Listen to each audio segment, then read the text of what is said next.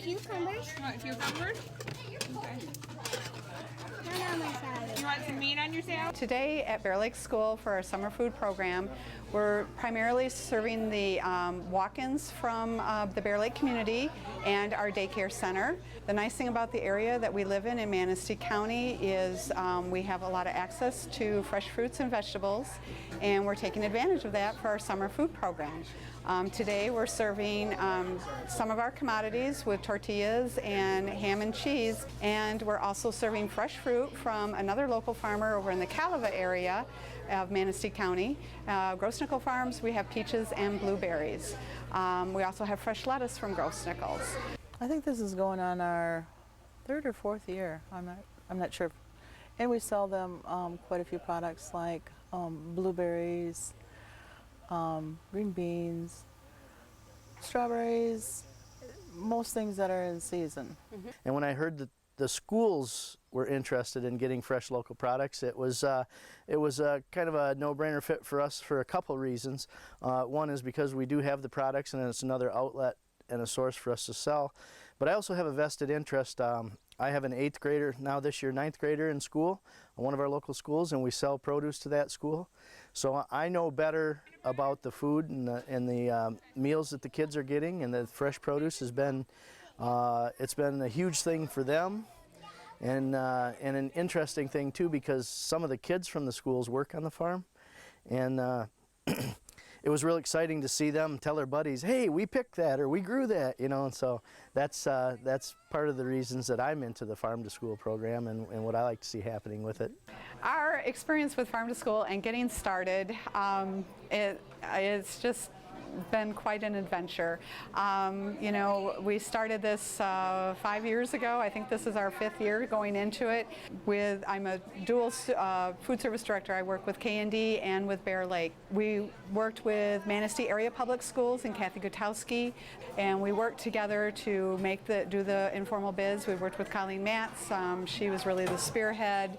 She was the one that got us motivated and going in that direction. But I know Kathy and myself were both thinking we live in such an agricultural rich community where our food is being shipped out to other states, other countries, and we're not taking advantage of that, and why not? We should be doing that.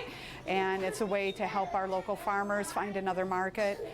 I think they should do it. I guess the biggest surprise to me was asparagus. That was my thought too, kids and asparagus, but they love it.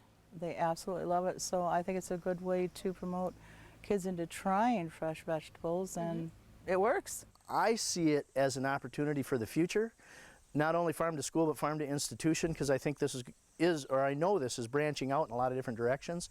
So it's a business that is growing.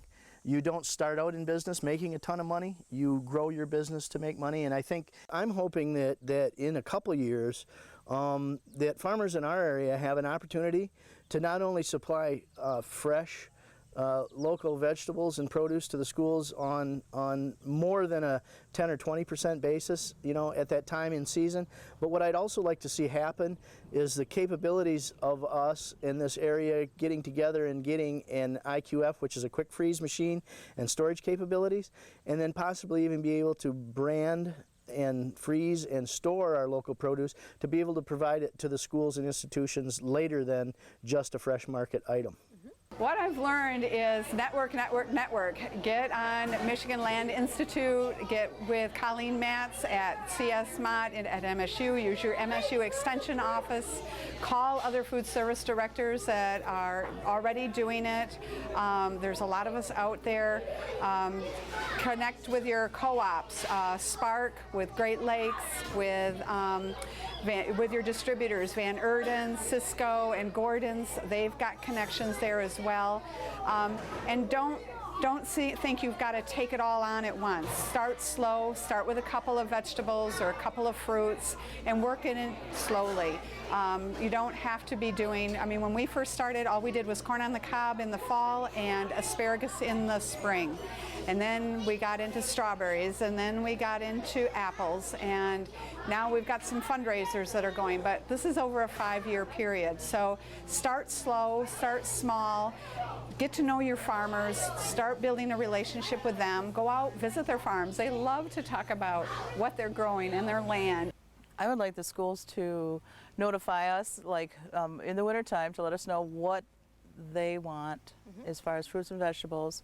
We can plant them and save that for them and, you know, sell it only to them and, you know, be a larger amount than what they're doing right now.